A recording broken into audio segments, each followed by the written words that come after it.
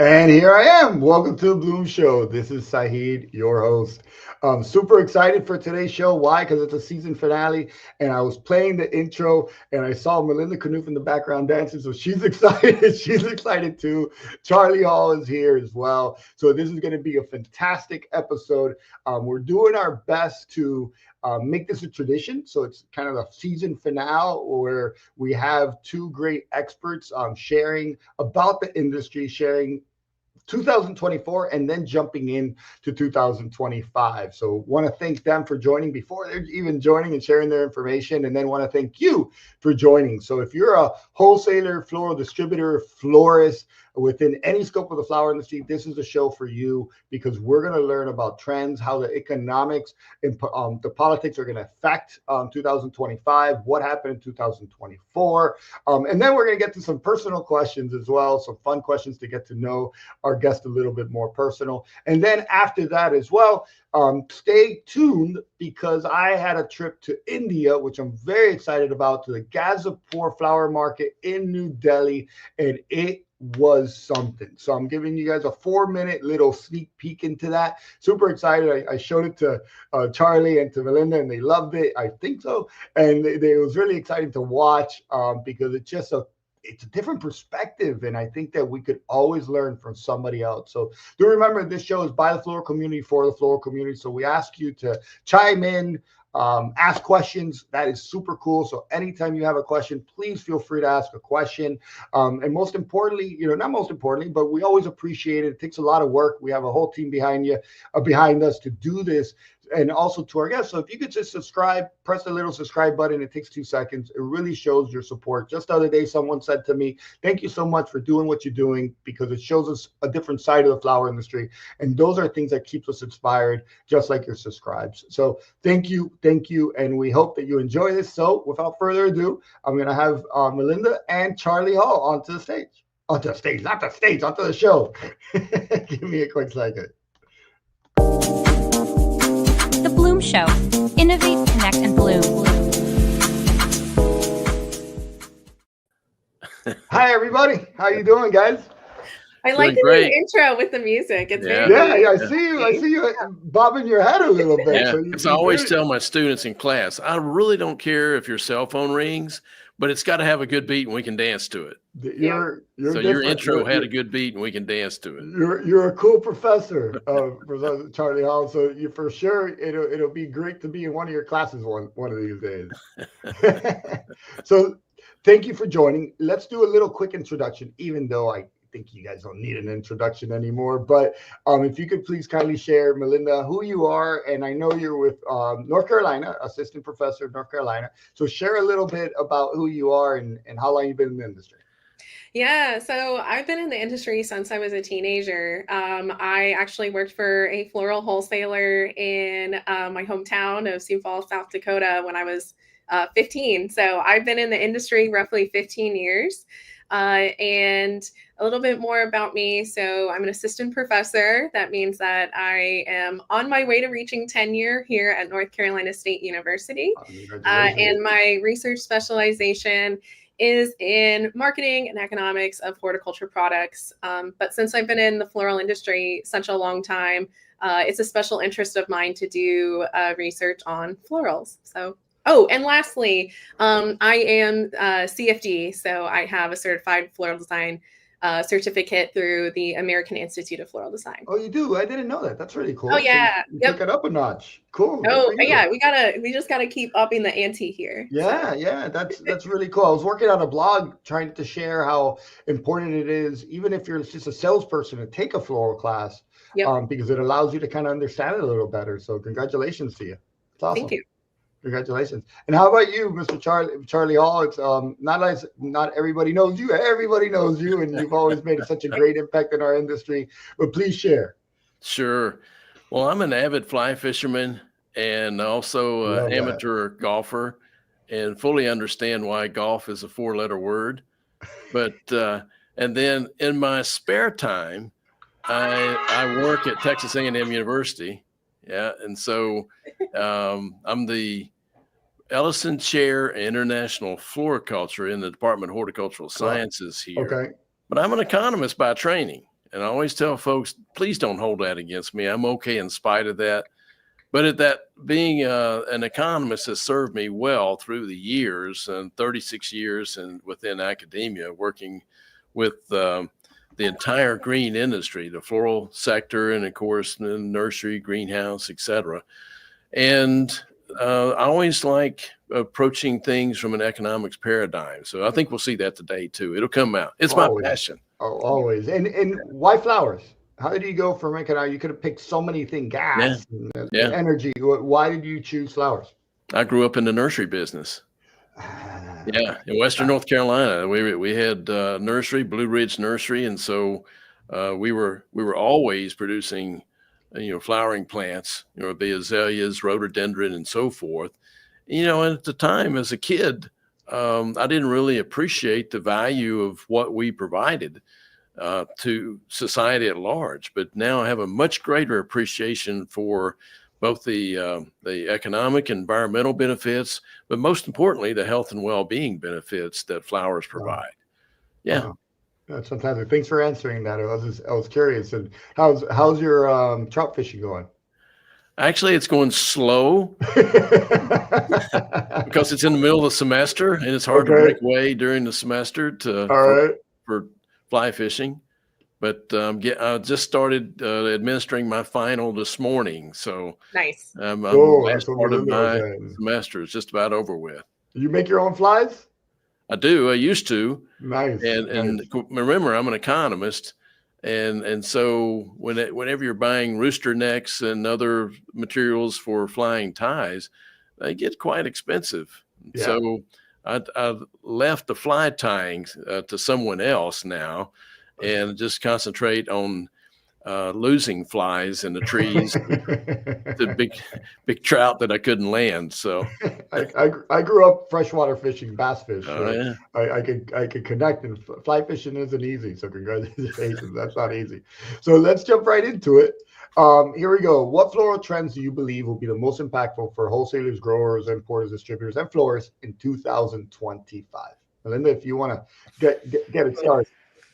Yeah, so I think that key things are that a lot of shopping is going to still occur at the supermarkets.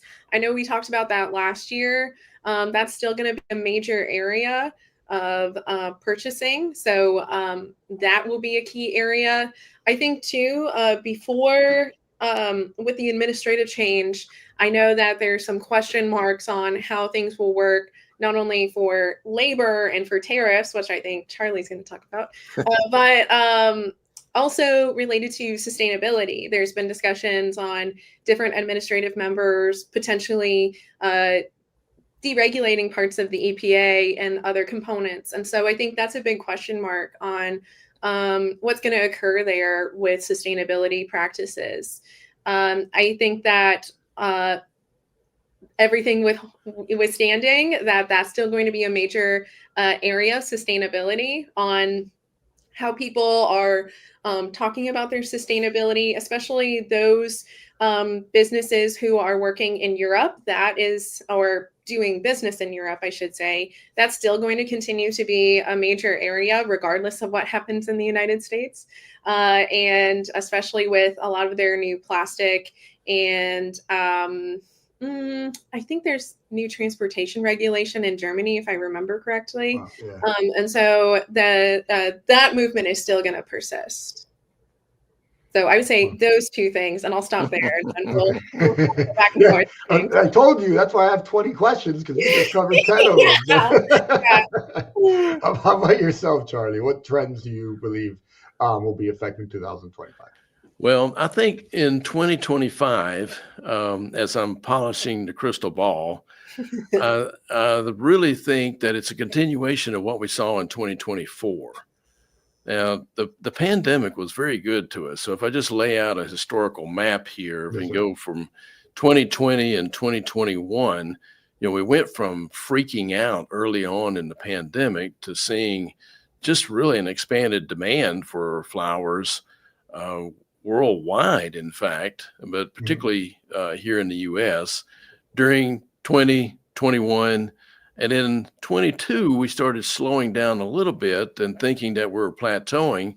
But then it's variable across the U.S. depending on weather conditions, where you were located, really influenced how your wholesale florist business performed, how your florist business performed, how the supermarket performed, although they're a little buffered there. And so 23 was a little bit better across the board. Again, very mixed results in the industry. And then actually 2024, if you look at where we are right now compared to where we were last year at this time when we were finishing the podcast last year, we're about 5% over, according to my estimates. If you look across the industry, based off of anecdotal data and the secondary data that I have access at this point, I think we're probably close to 5% over where we were last year. Now, that's pretty remarkable given that it was an election year. And what we normally see during an election year is that people will pull back a little bit in terms of their expenditures because of the uncertainty. And certainly as you get closer to the election, that is more pronounced. But believe it or not, if you look compared to last year, we keep spending our money. In fact, we're really good at spending our money. Now, what we spend it on is a key consideration. So if you look at personal consumption expenditures and what you and I and everybody else spend on services and products, that has not gone down since the recovery from the pandemic started. Now, that's probably to be expected because we threw $10 trillion at this problem and $5 trillion in fiscal policy measures and $5 trillion in monetary policy measures. And yes, we knew that inflation was going to come down the pike. That inflation didn't catch any economist worth his or her salt by surprise. We knew that that was coming, but people still spent. Yeah, they complained. They bitch and moan about what the cost of price of eggs is at the supermarket. But that's because of avian flu. It didn't have any. And so even there were some consumers that would complain about flower prices, but by and large, if you segment the floral consumers, there are those that are price conscious, and there are those that recognize the benefits and they want to convey emotion, and so they're willing to pay. So I guess where I'm getting to is that consumption in 24 increased year over year in spite of it being an election year. We may have had some shifting away from the floral industry, but by and large, we had some folks that knocked it out of the ballpark in 2024 and some that struggled. So again, very mixed results depending on where you're in the what part of the country. But the good news is that if you look at 2025, you know, this has been a long-winded introduction to what I'm really saying in 2025 is going to happen. We're going to still see people spend their money because even we're not in recession. We're actually, the economy is doing fairly well. That's one of the things we saw in 2024 is a vibe session, but people are going to still spend their money. So if they still spending money, there's a capacity to spend on flowers. All right. There's a likelihood that they're going to spend their money that's there. They have the capacity to spend on flowers. The question is, are we as an industry going to convince them to spend it on flowers versus other discretionary items? And that comes to how we finish up last year when it comes to self-consumption. I know you're very passionate about self-consumption, self-love purchases of flowers. So how did it affect last year? Were there any studies had on last year? Was it as big as we believed the year before? I don't think that we did any studies this past year looking specifically at self-purchasing versus gift purchasing. That's what we call it in research. So that's why there's a slightly different terminology. But we did predict in past data that this was a trend that was going to continue to be important and continue to grow larger. So if you guys are seeing anecdotally that it is growing larger or that it is important in the industry, I would agree with that because that's something that we've historically discussed is that this is a key area of purchasing. I would also note that with information that we have been seeing coming out on people who are in relationships in the millennial and Gen Z categories of consumers, it's much lower. It's about 50% of millennials are in relationships, 50% are not. That's much lower than generations. And Gen Z is even more dramatic. One of the statistics is saying that a third of Gen Zs will never get married in the future, which is very large when most of our population in the US gets married at least once. Multiple times, that at least once. But, yeah, at least once, so this is something to consider for our industry, is that our buyers who are coming into their prime, as I've used that term before, prime is a big category though. Prime can be all the way up into your 60s and 70s. 62, I might add. Yes, particularly 62, you're in your prime. So we have these consumers who are coming into their prime purchasing power, and a lot of them are not in relationships. So how can you previously we used to say, oh, well, we are a gift or event based industry. And one way that we can leverage in the future is by talking about self-love and self-purchasing. So gifts for yourself. If you're not in a relationship, giving to, buying flowers for yourself, or, oh, there's no one to give flowers to on Valentine's Day, buy them for yourself. So I think that you guys are seeing that. And I would support, like historically, we have also predicted that this would be important. So, Charlie, any thoughts there? Oh yeah, some of the SAF. Oh yeah, I love the way. Yeah, he's like, lots of thoughts.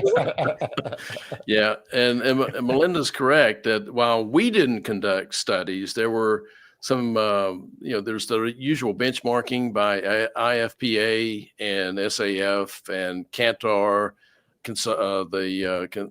The market research company. I mean, there's numerous of those, and they always look at people who are buying flowers for themselves versus flowers that are bought for gifts, and we saw an increase in both.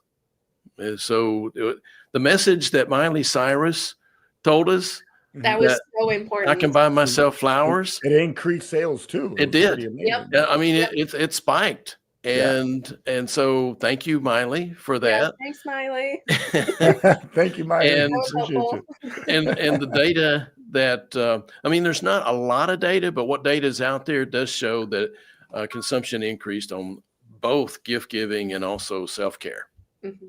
It certainly did, and that flower feeling continues to try to fight the fight. So, congratulations to what they're doing. You saw the billboard that they posted for Miley Cyrus? Yeah. It's great. That was a cool idea. So congratulations to those guys. And they're in the middle of a study of documenting some of the effects using some case study research on actual cities here in the U.S. And so it's going to be exciting to see what they release from those studies.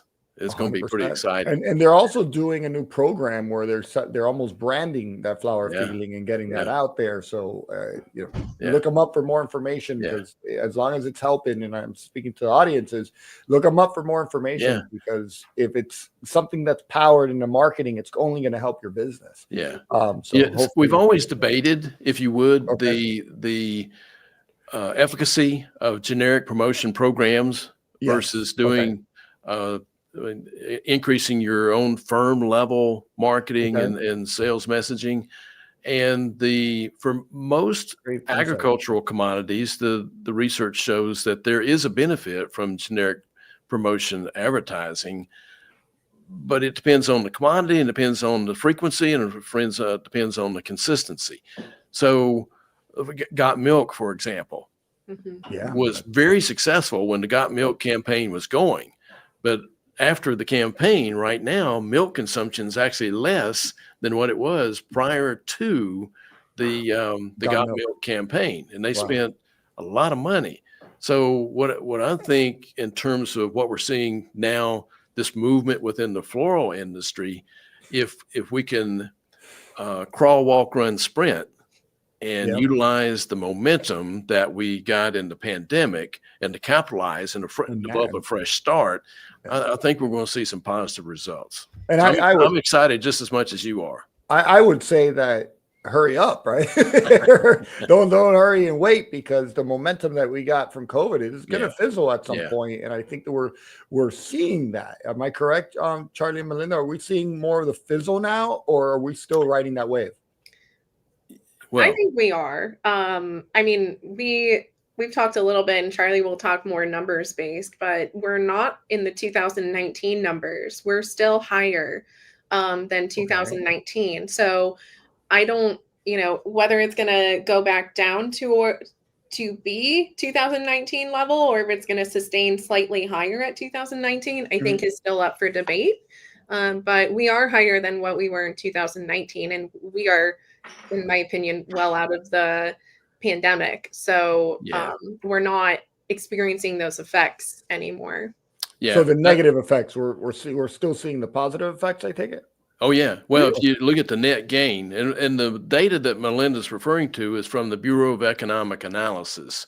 And it's straight out of the data that's collected for calculating GDP. And so it's called personal consumption expenditures. It's what we spend on flowers and everything else. And the category that's measured specifically for us is flowers, seeds, and potted plants. Okay. And of course, if you look pre-pandemic, we're growing a little bit, just glacially, I call it, just very little. And then the pandemic, we start growing at a 45-degree angle. And then in 22, we start flattening off. 23, we're flattening up. And then in 24, first part of 24, we actually decline. And so I'm asking myself, are we going back to pre-pandemic levels? And I said to my other self, it's too early to tell. So let the data prove it out. So what we're seeing is that while it declined in the last 3 months, it's increased again.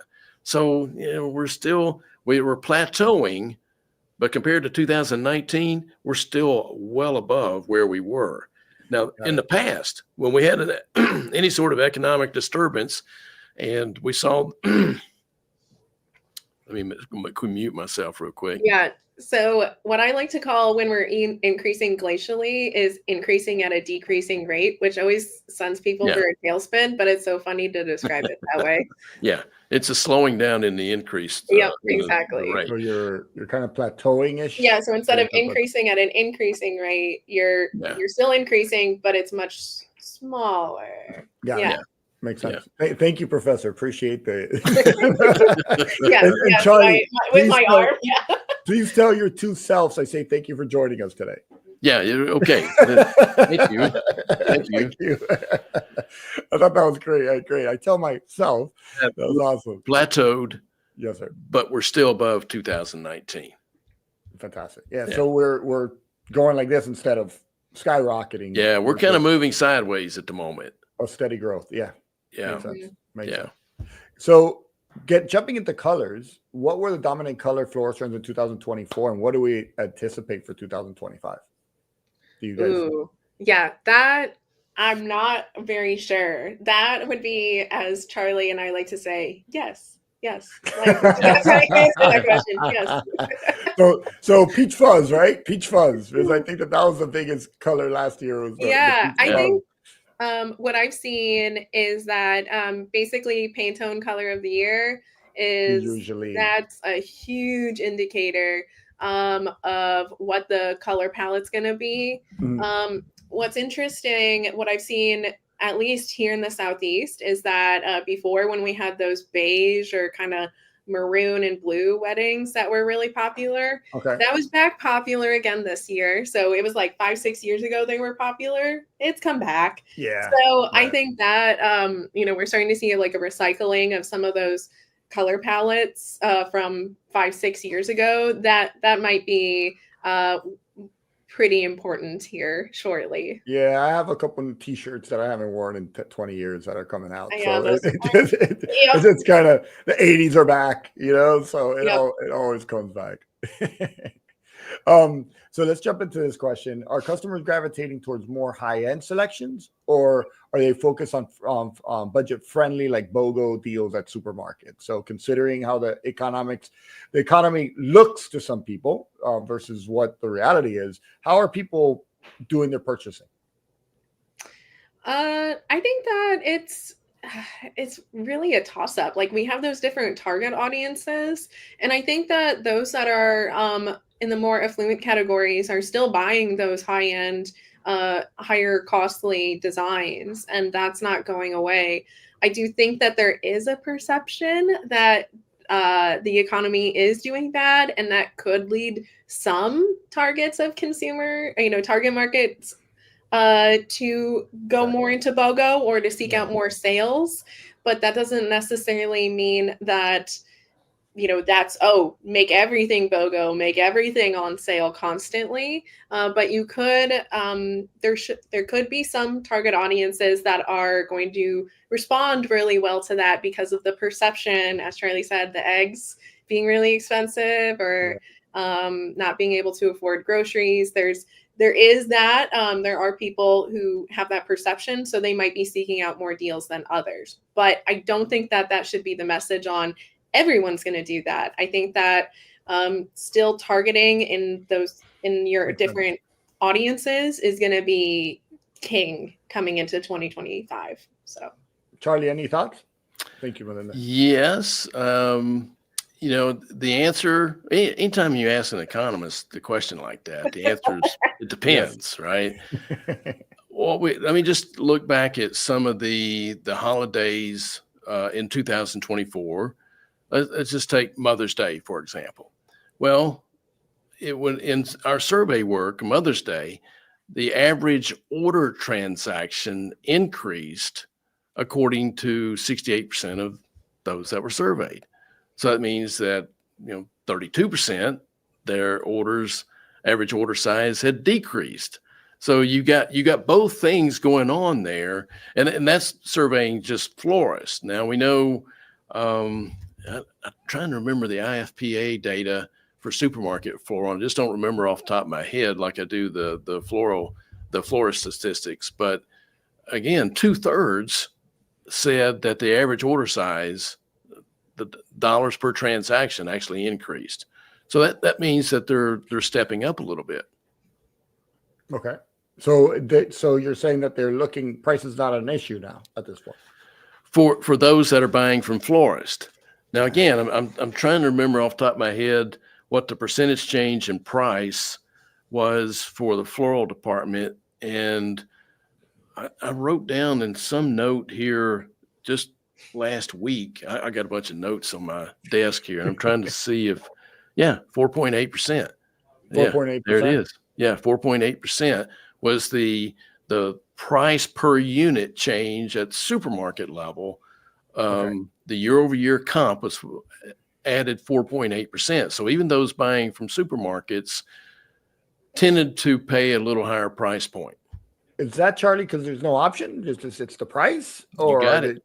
Okay. Yeah. Overall prices have increased. And they had to, because our inputs, if you look at how the inputs are priced through the floral supply chain, because inputs all the way back to the farm level had increased by anywhere from 15 to 21%, those costs had to be added through the supply chain.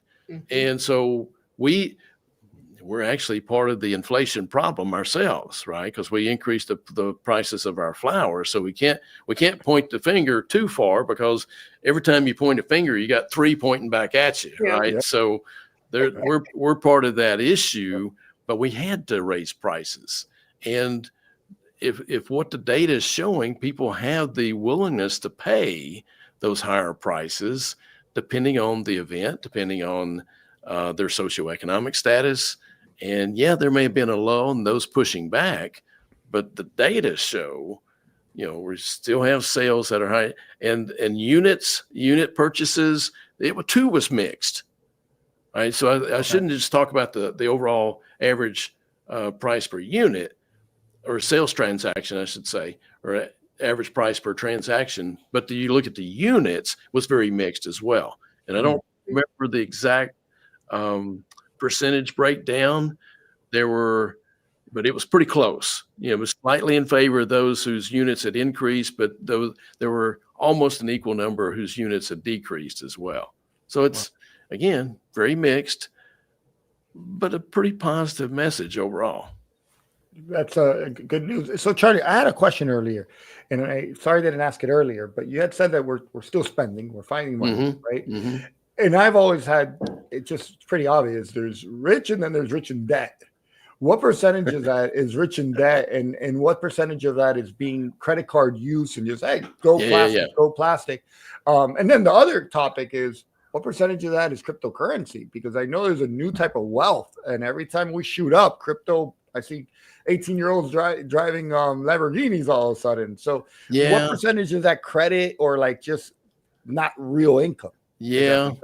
Well, crypto's a little out of my wheelhouse. Got it. Right. But I mean, not everybody can be Tom Brady and lose 30 million in crypto, right? So it is what it is. Yeah. But so the first part of your question was regarding credit cards. Credit cards. Oh yeah. More debt than liquid cash, right? Yeah. I have people say, Charlie, you're talking about all this increased consumption. What about the credit card debt? All right, let me talk about that credit card debt. So, yes, if you look at credit card debt as a percent of total debt levels for the household, it's slightly higher now. It's nowhere near mortgage debt levels. Makes sense. All right. Now, so I dig a little deeper and I ask myself, what percentage of their overall credit limit are people at? And so when I look at that, if 3 fingers represents their debt level, their credit limit is way up here. Now, if you look at where we were in 2008 and 2009 during the Great Recession, man, we were right there. We were maxed out, right? We had so much debt. We were maxed out on our credit cards, and we delevered all through the recovery from the recession. So while the debt is a little higher than what it was on credit cards during that time period, if you look at a percentage of their overall debt structure, it's lower. And in terms of their debt limit, they're nowhere near their debt limit.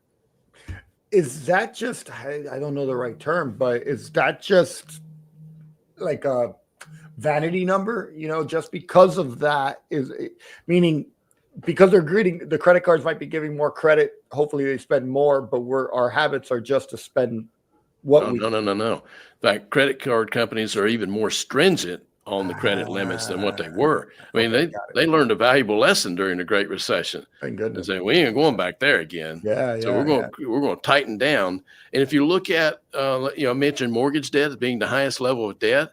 If you look at the credit scores of those buying houses, oh my word, there's no comparison to what it was pre-pandemic. The credit scores are here when they were down here, down here before the Great Recession, because the financial sector was giving credit where credit was not deserved back then. Then you had the Dodd-Frank regulations that tightened down, and now you got to have a credit score up here in order to buy the house, or you got to pay 70% down, right? The trade-off there. The big headwind has obviously been interest rates. With high interest rates, high mortgage rates, and that's going to take a little bit to shake out. Yeah. Thank you for answering that. That was a curiosity of mine. Melinda, when it comes last year, we talked about floral arrangements and linear design versus expansive. Anything changed this year in 2024? And do we see any changes for 2025? It's still the same? I think it's still the same. I don't think that has changed. That's more, so when a lot of times when Charlie and I are doing research, we focus more so on like long-term change. The little short-term change is not as much. And so we don't focus on that as much, because by the time you look at it, study it, and then like deliver the information, usually it's like, whoop, like a TikTok trend, it's done. Yeah. But I don't think that's changed very much. I think that's still pretty stable. Hey, Melinda, can you mention Do you remember some of the findings that you and Jade found in your floral attributes study? Yeah. So that's what we're talking about here. So we found that straight line was preferred to oblique, meaning anything that's not straight. We also found that the analogous and the complementary were more preferred over the polychromatic and the monochromatic. Oh, wow. Roses are still the dominant color preferred in arrangements above the top 5 that were, I think they're still the top 5 flowers that are imported.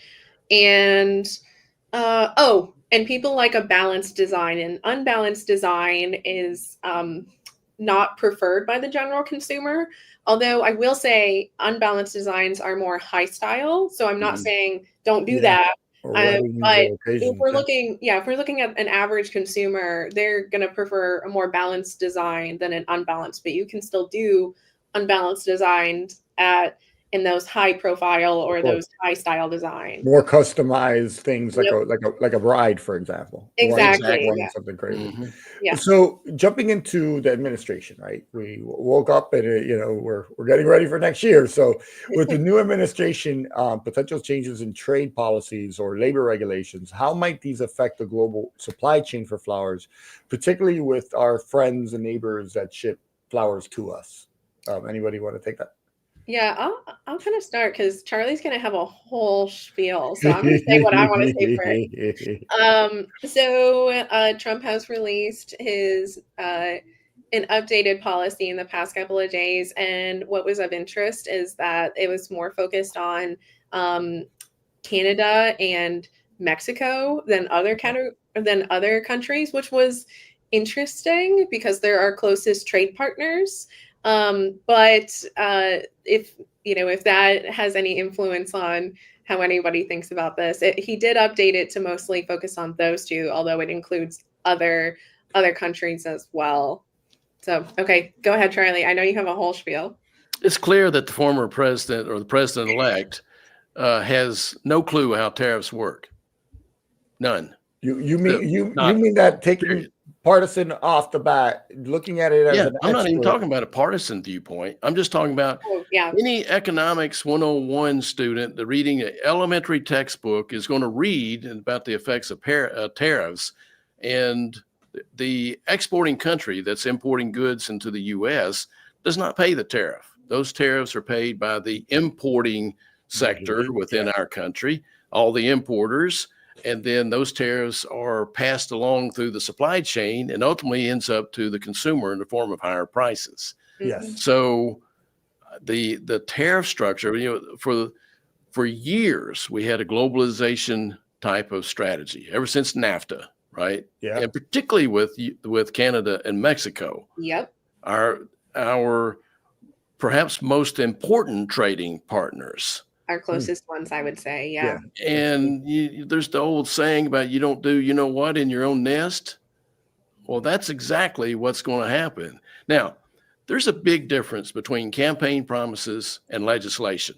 Mm-hmm. And the president, if you again, tariffs 101, the president has various mechanisms in which they independently, mutually exclusive of Congress, can institute tariffs. Okay. Right? And there's certain hurdles that have to be met there. So the president can't unilaterally increase tariffs just because they made a campaign promise. So there's going to have to be some congressional intervention here. Good. Okay. And this is where cooler heads usually prevail in terms of the magnitude of those tariffs and whether to institute those tariffs. Now, in terms of the supply chain, it makes a big difference because you got to remember, we spent 4 decades perfecting a just-in-time supply chain, and look what a global pandemic did. It totally unraveled it for a short period of time, and then we had to metamorphosize ourselves and rebuild linkages, and we were just getting over the tariff wars previously, and now we're going to institute a new dynamic. So in the short run, it will have a detrimental impact on the overall global supply chain. Risk will increase, cost will increase, And so we'll see that. Any economist worth his or her salt is going to say that. Is there some degree of protectionism that can occur? Oh yeah, you can protect, but oftentimes you have to have the demand in the country that's imposing the tariff at a level where you're going to be able to offset any product flows that you would have gained, or the product gains economically that you would have gained from trade. And there's a law of comparative advantage that David Ricardo wrote about 400 years ago, that the comparative advantage means that we as individual countries should produce the commodities in which we have a comparative advantage in the marketplace, and then trade. Then there's producer surplus and consumer surplus are both maximized by that trade. Mm-hmm. So when you start imposing tariffs, and whether they be monetary tariffs or non-tariff trade barriers, has the same kind of effect. So yeah, we're going to see some impact there. Floral is buffered somewhat because of free trade agreements that have been in place, but it still will impact our inputs that we use within the floral sector, which is every bit as important in terms of the cost structure that ultimately the importing firms, the bouquet manufacturers, the wholesale florists and florists, supermarkets, et cetera, the price at which we have to charge to cover those additional costs in the supply chain. Will that supercharge our inflation? It could. Now, supercharge is a tricky word. Will it increase? Oh, yes, it will increase. There's no doubt about it. That's just a basic premise that we read in our elementary textbooks. Yeah. So again, you made a very important point though, because when I say this stuff, and I'm a mountain boy from Western North Carolina, right? I don't have to sugarcoat things. I don't know how to sugarcoat. I'm not the sharpest knife in the drawer myself. I try to think in terms of how would I explain this to people, and then explain it in a way that makes sense to me. So I'm not talking about partisanship. I don't red or blue. That's not what I'm talking about. I'm talking about the facts in terms of how tariffs work and the impact on the supply chain. So I do want to iterate that, because very seldom do people see any underlying partisanship in my comments. But I will be quick to say this is a bad policy or that's a good policy. And that's what I'm saying. This is not such a good policy. And I appreciate that. And it's hard. It's for people to question him in such a direct way. You think that he'd had so many supports and specialists around him making decisions. And it seems like, he should be on this call. What were we going to say, Melinda? Yeah. Oh, I was going to say, to piggyback what off Charlie said, not all of this policy is up to him. Like, there is Congress that has to lean into this. I will say, John Thune is slated to be the new head of Congress, and he actually is from my home state of South Dakota, and he's more of a middle ground person. So even though I think that, if Trump wants to put into play a lot of these heavy tariffs, I think that some of these middle ground Republicans are going to come in and maybe moderate it a little bit, especially if Thune is the majority lead. There we go.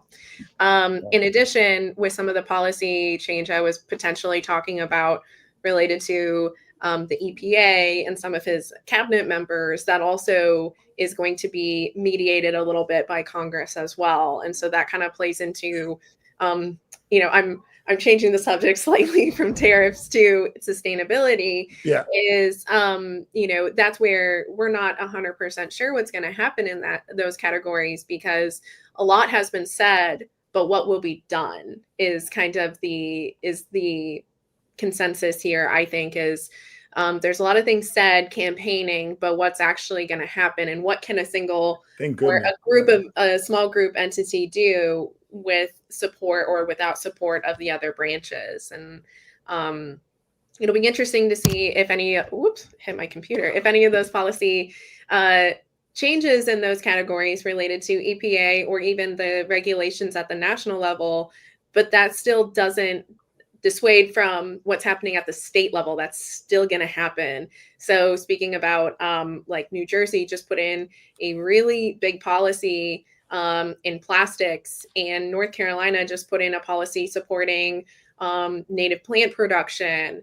And there's different, I could name like 10, 20 states on my hand who have different sustainability policies coming into play. So it's not that this is just magically going to go away either, even though there's things being said at the national level, there's still things happening at the state level and things being demanded, like sustainable measures being demanded by consumers that are still going to drive a lot in that category. So there's still some hope. Oh no, I think that things are going to go on business as usual until like some of these more wild things that are said potentially start happening, because I don't foresee like the EPA going away, even though that was said by oh my gosh, what is his name? Oh no. Elon? No, it wasn't him. Although he's my favorite one to talk about as well. Oh no. See, Hulk Hogan, maybe Hulk Hogan. Just no. Oh my gosh.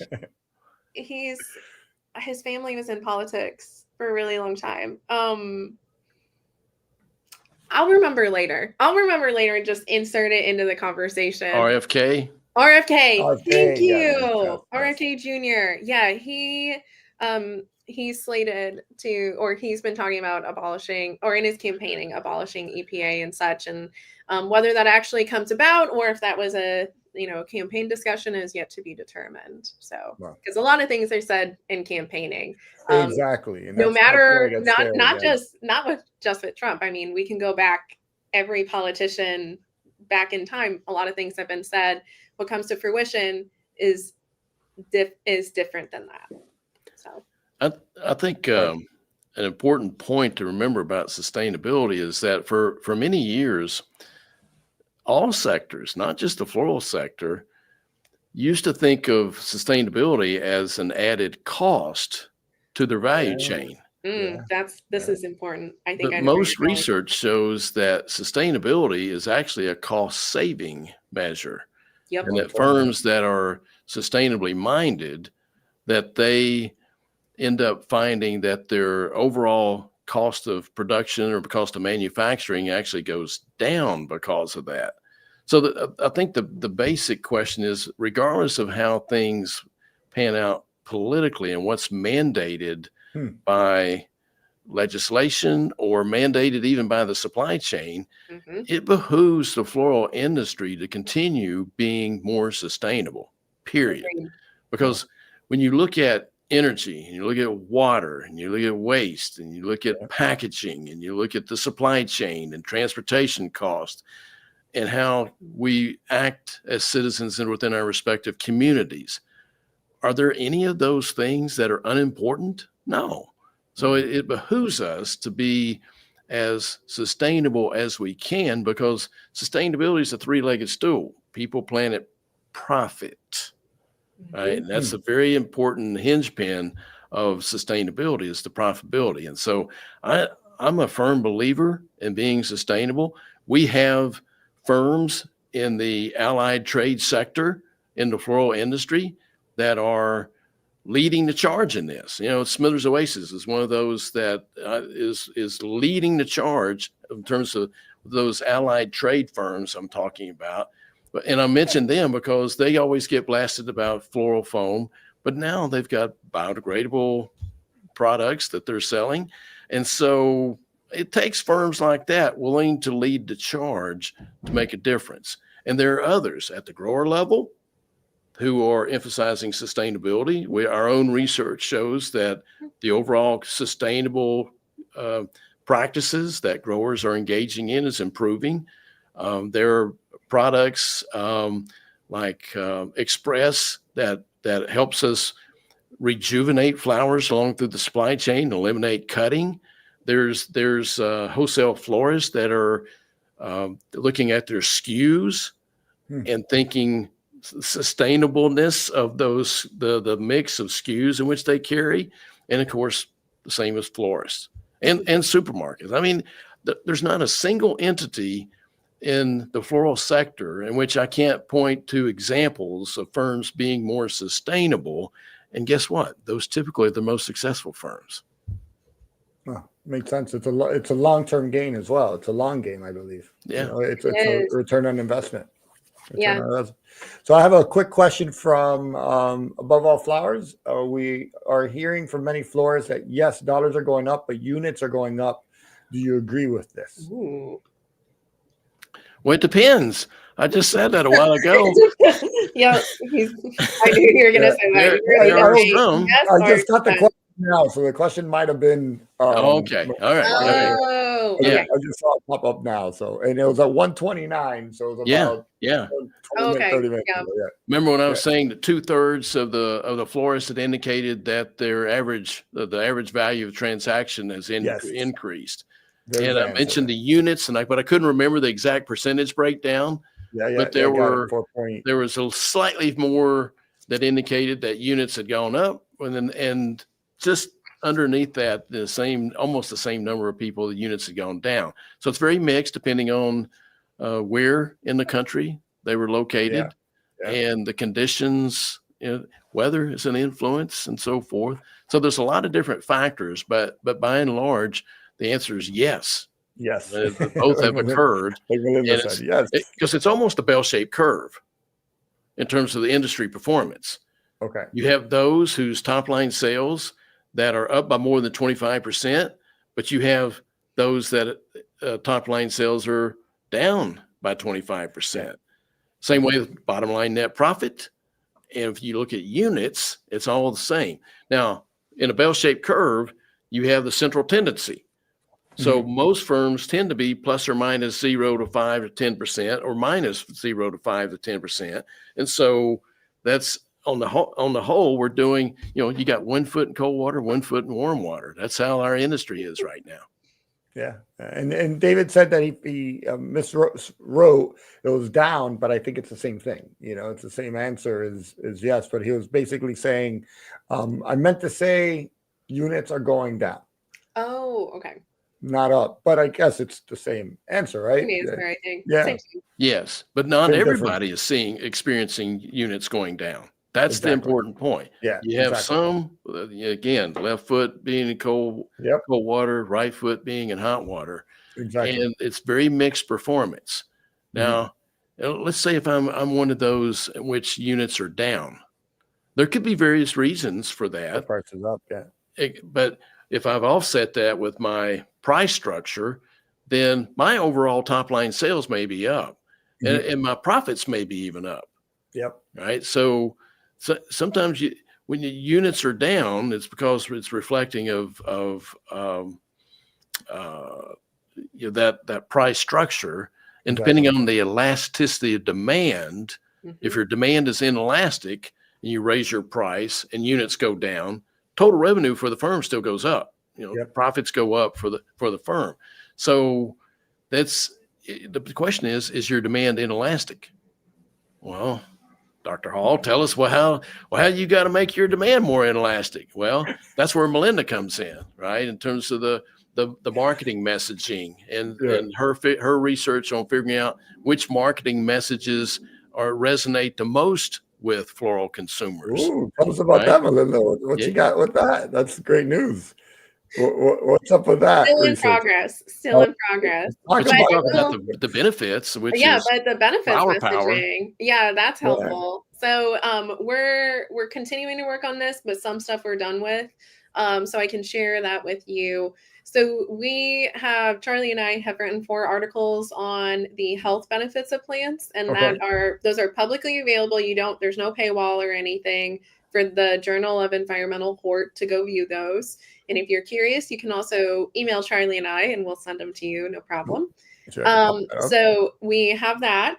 And then within those, we've also looked at, which of these benefits is most helpful for people to be messaged and marketed to.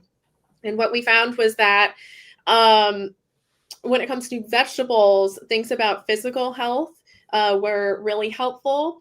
And in all other categories, it was sharing the benefits messaging was generally the same. So spiritual and mental, cognitive, emotional, all those other categories we're seen as equally as important in the messaging, which is very helpful to us. So check out those articles because, and again, I'll share them with you, Sahid, and then you can send them out to everybody. Cool. Thank you. We're also currently working on an environmental series, and we will be working on an economic series.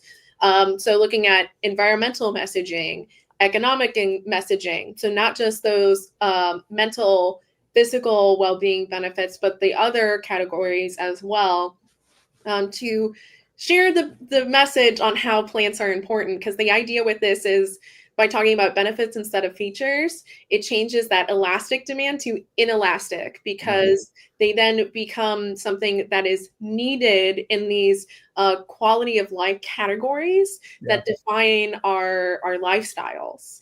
Yeah, I have a good friend, and I would love to introduce you one day to have a discussion with them. It would be great to bring him on a call. Arnold from Thurs, if you're familiar, Arnold Wittkamp from Thurs, Okay, it's a yeah. publication, and he believes that sustainability needs to be, and I hope I'm representing this correctly, sustainability should be represented in a different way, as in the benefits Yes. of flowers as well. So Yes. it's falling right with what you're talking about. So I'd love to connect you guys at one point, because you guys will go on for days, and he travels the world spreading this message. So it's an interesting message to grab a hold of. Interestingly, let me add one more point there. Go for it. Yeah. During the pandemic, if you look at millennial purchasing and the messaging that really resonated with millennials, the social benefits and how connected people became when they got online in garden clubs or flower groups or what have you, and sharing arrangement ideas, sharing that flowers were one of those things that people could still express emotion and feelings with during. So the social benefits were very important during that time period, which really gives us quite a bit of hope that people still want to connect, and flowers connect people on a very real, very definable basis. And our industry needs to capitalize on that. In all levels of life, right? From pre-birth, I call it, to death, right? To after death. So good point. It's something that's really important, even when you're not around, when you're just kind of, So David has a final question here. What is your opinion on currency exchange rates, negating some of tariffs' influence on high prices as the dollar continues to get stronger against euro, the peso, and the Canadian dollar? Sorry to cover your face. That was a long question. Oh my word. That's just the whole can of worms right there. Okay. That's It's a great question. It's a little outside my wheelhouse, because I'm not, currency markets are unique. And in fact, if you remember back in August this year, when the Dow Jones fell 1,000 points, and then the media was saying, "Oh my word, this is Armageddon, economic Armageddon," and Warren Buffett selling off some of his Apple stock and so forth. What was happening behind the scenes is that central banks around the world they had conflicting policies. You had some central banks that were raising rates and some central banks that were lowering rates. Okay. And the currency markets were in disarray because there was a great deal of uncertainty. So when there's a great deal of uncertainty in the currency markets, and you have these short run increases or decreases in interest rates, you see these, it almost amplifies the movements in the short run because of that uncertainty that exists in the markets.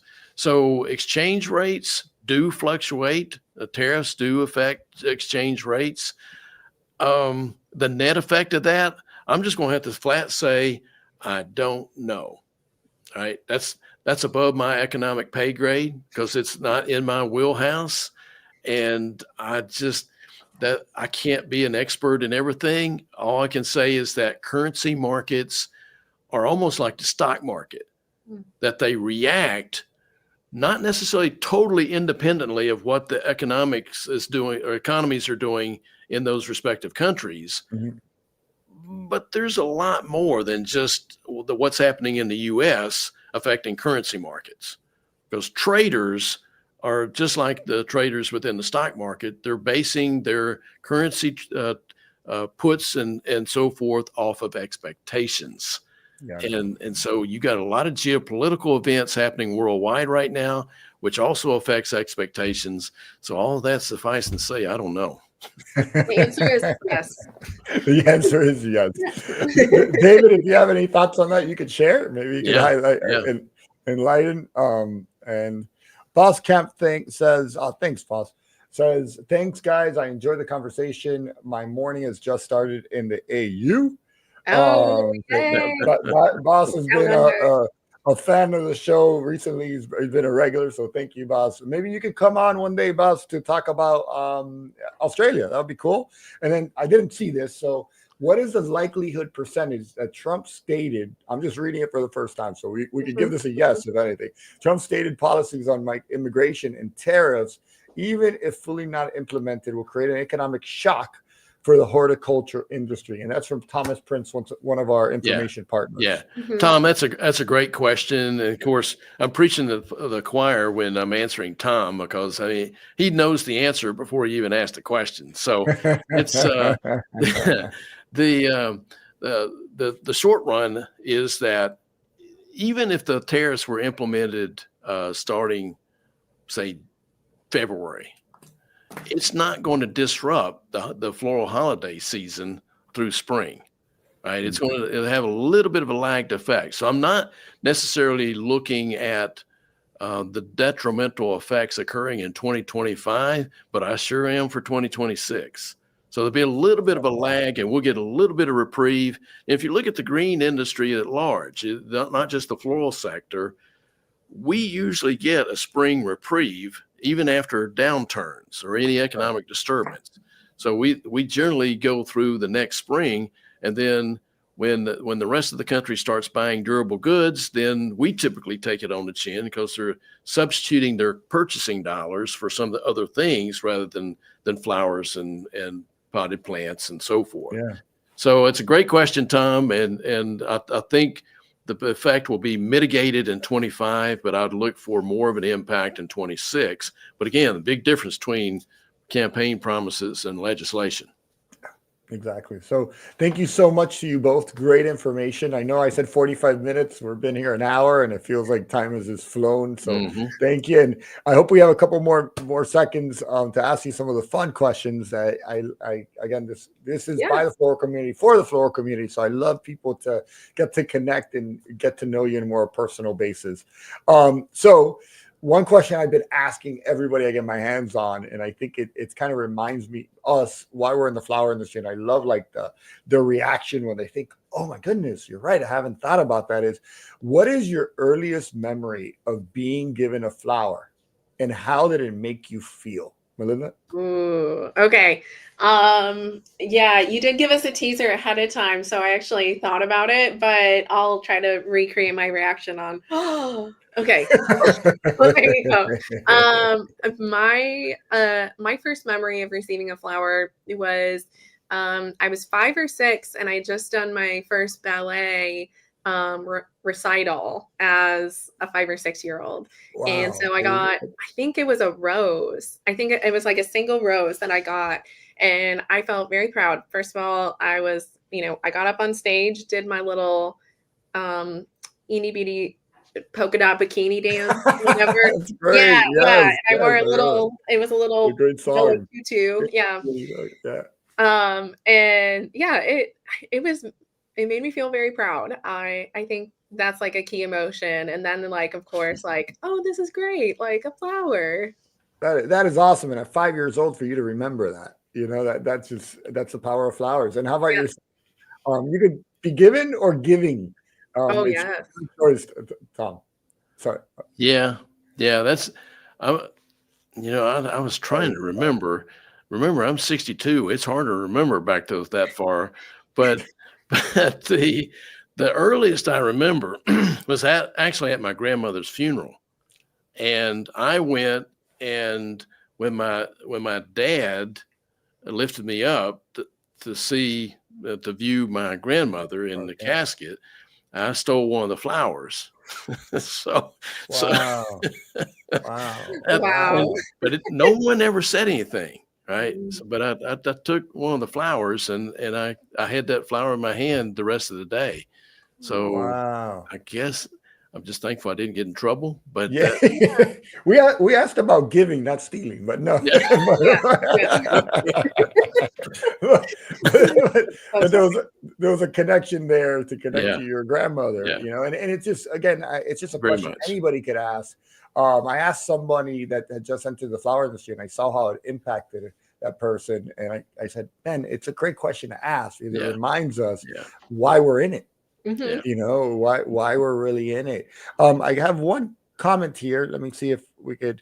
Thanks, Charlie and Melinda. Everybody saying thank you. So thank you guys. Boss Camp says thank you as well. So thank you guys for joining. And you know, due to time, I'll stay on that last question. And thank you guys again so much for making this a tradition and sharing your time and your great information with us. And I hope Melinda, you and I were talking about maybe a quarterly kind of thing, and maybe, you know, everybody wait to find out more, and maybe Charlie could join us with that as well. So I appreciate you all. Many happy Thanksgivings and happy holidays to both of you. Any final words from any of you, from both of you? Keep buying flowers, keep selling flowers. How about yourself, Charlie? Ditto. Yes. Yes. Thank you guys. I'll put you in the bloom room as I show my trip to India, and say a couple things, and hope all is well with you guys. Thank you again so much. You're welcome. Thank you. Thanks for the invite. Thank you. No, always my pleasure. Thank you. All right, and let me change this up because it's not three of me. I just have to change these banners real quick. Give me a second. And here I am now, all in one piece.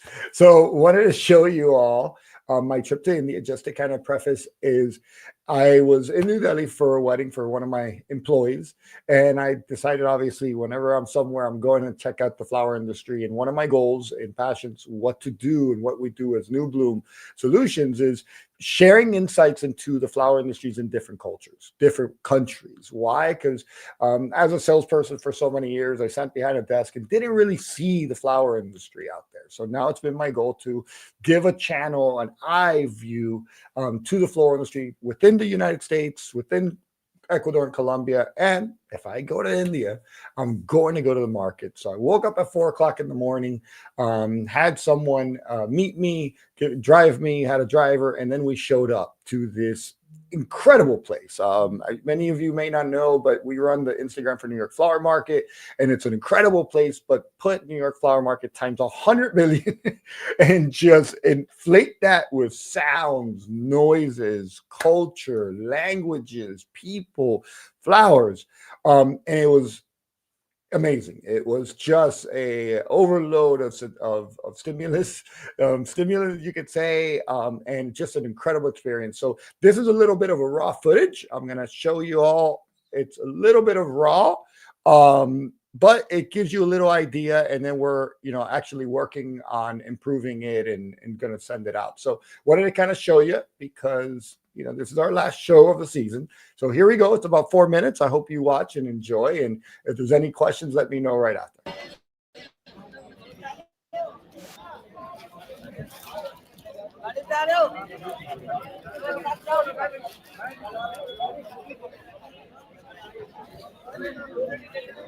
Second largest market of world. Second largest market in all of in the world. In the world. Yes. Wow. Whose market? So this is the second largest market in the world. Yes. Of flowers. Yes, flowers. Wow. And what time to what time does it open? Time 24 hours. You can say 24 hours. 24 hours a day selling flowers. Around open is the 2 a.m. in the morning. 2 a.m. and Okay. 10 is the 10 morning. 10 in the morning. So 2 a.m. to 10 in the morning. 10 a.m. to 2 in the morning. 2 a.m. to 10 is the most busy, but they're always here. And how many vendors are here? around 1,000. 1,000 vendors? Yes. 1,000 vendors, Yes. not 300, 1,000 vendors. 1,000. Wow. And you, this section, where do you work? What does he do? You're the trader for the Delhi market. So the Delhi market. Trader. Trader. Farmer then the supply for the trade you. Okay. And then the market and then supply for the other and hotels and otherwise customers. Okay. So he grows this? No. On the trading. Only trading. Only trading. Trading. So you buy from the I Buy for the farmers. farmers. you buy from the farmers and then you sell. Yes. Yes. So you're a wholesaler. Wholesaler. Yeah. Wholesaler. You're a wholesaler. Wholesaler. What's your name? Parveen Kumar. Parveen Kumar. Parveen? Kumar. Come on. You're the company name is the My company name Floral India Private Limited. What's your, Come on.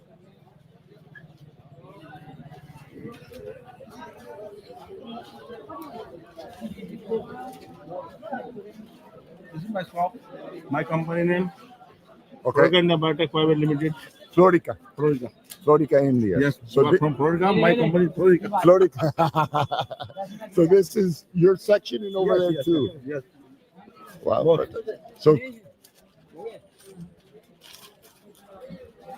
So chrysanthemums, sunflowers, Sunflower, gypsophylla, daisy, lilies, kale, anthuriums, limonium, lilies, lilies. Okay. and carnation also. And carnations, but not a lot of carnations. Yes, Little bit. little bit. But carnations is the largest production. Yeah? But all over Mainly, I'm dealing in lilies. in lilies. Yes. Okay, that's what you're known for. Yeah. How long have you been here in the market? Last 33 years. You've been here Yes. 33 years. You're 33 young years. men. You're young men. Yes. Wow. 33 years. Incredible. Wow. This is something.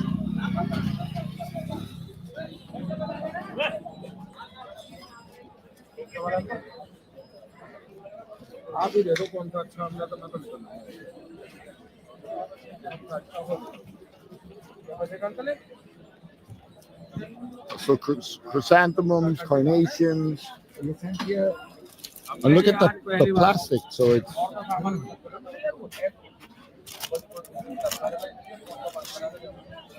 wow, fantastic. That is cool too. That's dry flowers. dried flowers, huh?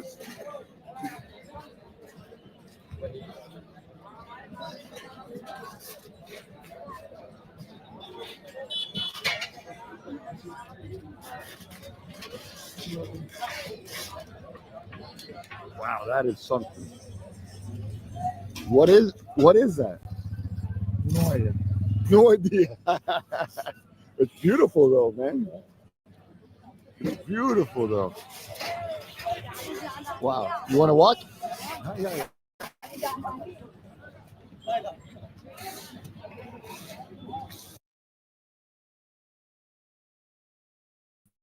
And that was a piece of it. So hope you enjoyed it. Again, I was a loss for words, as you can see within the whole experience that I was there. I did not know what to expect when I got there.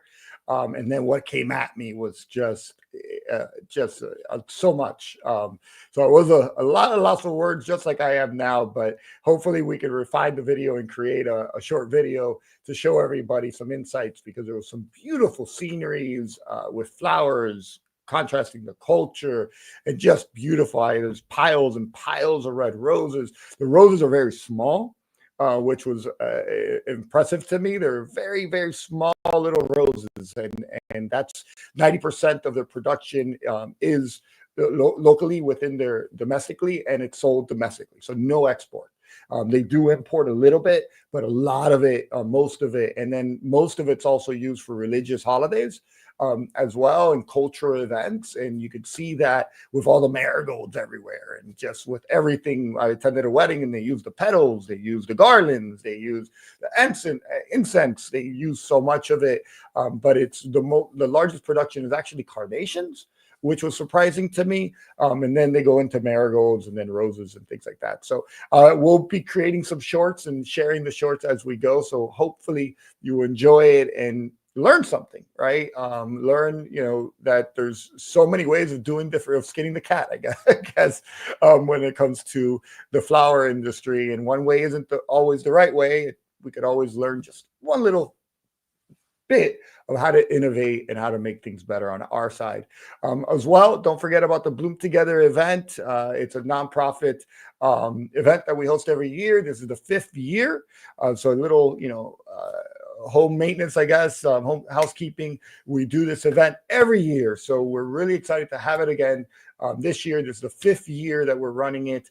It is March 3rd. Last year, we raised a total of $4,000 for Seed Your Future and American Floral Endowment. It is free to attend. We literally have people from around the world coming, so you can scan that barcode, sign up on Eventbrite, and or if you want to sponsor, which we call contributors, because again, there's zero profit made. We use every penny to make the event possible. And it's a celebration and a show of our support for collaboration, networking, and building community within the floral industry. And at the same time, helping 2 great nonprofit organizations. I know Charlie Hall's a big fan of American Flower Endowment, and it does a lot for our industry. Just the other day, I got a mail and it showed how much they do for each sector.